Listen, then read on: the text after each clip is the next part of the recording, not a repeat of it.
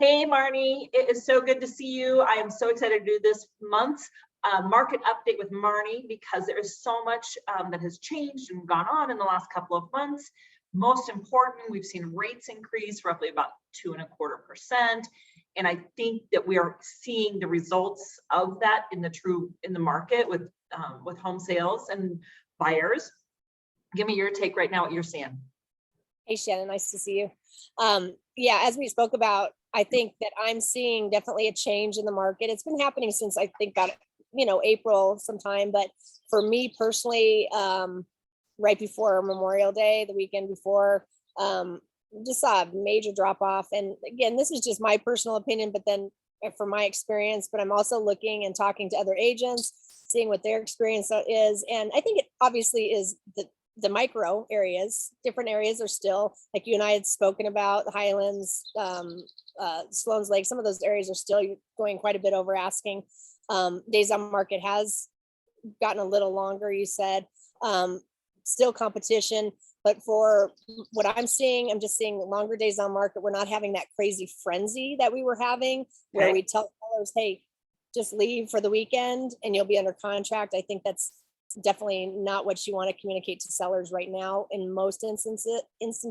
Yeah. Just to prepare them as just, hey, it has slowed down a bit. It always does seasonally at this time, as we know, but I think the change in the interest rate has been a huge factor in that. So, I'm hearing the word shift, but that is not the same as balanced. So comment on that, right? What you're seeing like right now, as you look at the stats across the whole 7 metro Denver counties. Well, so we looked, so balance, we consider a balanced market. And by that, I'm saying, buyers and sellers kind of come into the table equally, negotiation wise and everything, is about 15,000 homes on the market. Okay. Right now we saw actually inventory hit higher than we've seen since October of 2020. Oh, wow. And we're still only at 4,493 units for homes. And this is, I'm just talking all properties, whether it be condo, townhome, or homes, 4,493. So still far from 15,000. But I think in my opinion, we're going to have to really consider a little bit more, look a little closer at comparables, be a little more dialed into our price. Because I think for the last couple of years, we've been able to kind of, we're looking at comps, but more do a little guesstimation too, because we know that, hey, these are pending. And I know that they're going to sell and they're going to push this price up. But what I've noticed, because I do run searches for a lot of clients, and I look not only at actives and coming soons, but I'm looking at those pendings. What's going on under contract? How long did it take? And then more importantly, the solds that I run for 30 days. And everything is in arrears. So just this morning, as a matter of fact, as I'm looking at some of these searches, I'm seeing, properties selling at list price, selling maybe a little bit under, and still some that are over, but we're just not seeing those crazy numbers. So this is a huge opportunity for a lot of buyers, as you and I were just talking about. And I'm sending it back to you, because what do you think as far as the interest rates, and what are you telling your clients for buying? So I am pushing buyers back into the marketplace, not to be pushing in the sales sense, but into opportunity, because I think there is an opportunity. And so I will tell you this, and you know our daughter Cameron, and she is trying to rent a home, and she is trying to rent more in that urban area, but she's competing against 14 other people. Like one was 14 applications they got, and so people are now coming in and offering crazy numbers over the rents just to get housing. And so we looked at that, and we just got to talking to her, and it was like, you know what, we think maybe you should go and buy a property now, even with rates higher. Let's maximize your payment. So let's get you, I don't push this a lot, but I'm like, okay, right now is the opportunity, because you're single, or well, she's not single, but she's not, married, where she's got roommates, she's planning on having roommates. So I'm like, let's maximize your qualifications. Let's take it to the tippy top of what you qualify for, and try to get a 2-bedroom or a 3-bedroom where you can then rent them out to other people, because there is such a pent-up demand for this.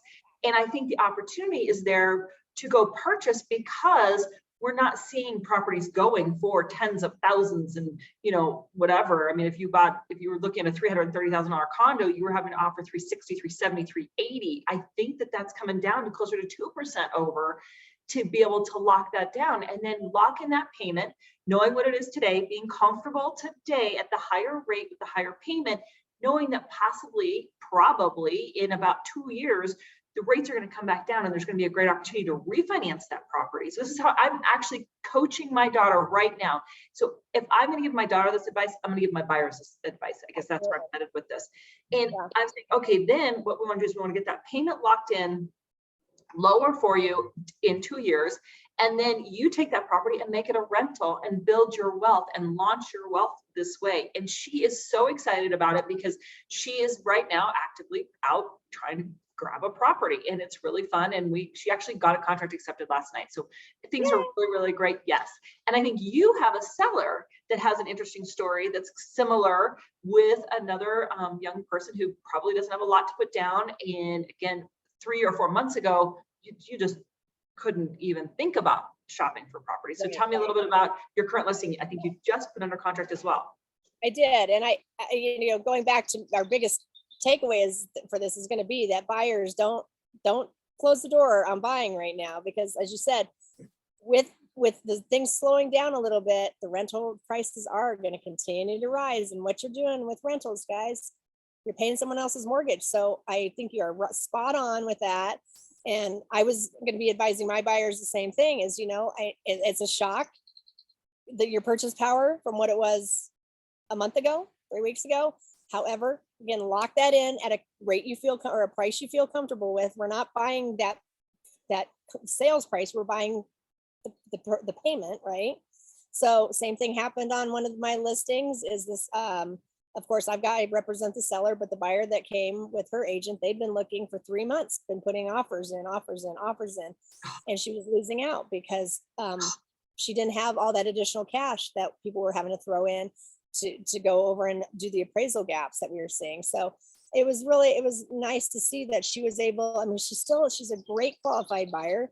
She's putting 3.5% down. She doesn't have a lot of extra money, but she's got great qualifications. She's got a great income, great credit. She's got the ability, but now she's finally able to get into a house because a lot of those buyers that she was competing against have backed off and said, so this is a great opportunity for her. And again, if she's paying a little bit more, like you just said, hold on to that sucker. If we don't have a crystal ball, but say it's a year, 2 years, rates come back down, refinance it, lower your payment, keep it as a rental, move on to another property. So yeah, I think I'm looking at it as a really good thing. We've needed this for the last 10 years, really. I mean, sellers, agents, we've all gotten a little spoiled in this market.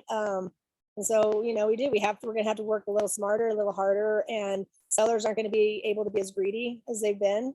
And I still think they're going to have appreciation, but nothing like it's been. I mean, yeah. And I think we can't 60 days even holds. Yeah. And I think we can't. Oh, I think we got that glitch going again. Oh, is it?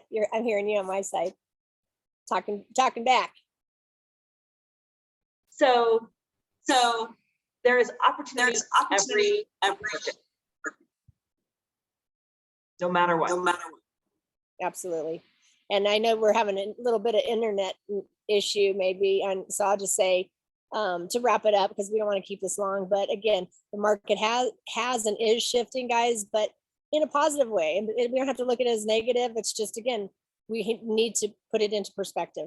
Look over the history of the rates that we've paid, and also do an analysis of what a property is going to be costing you per month based on how much it costs and the interest rate. So get into this market.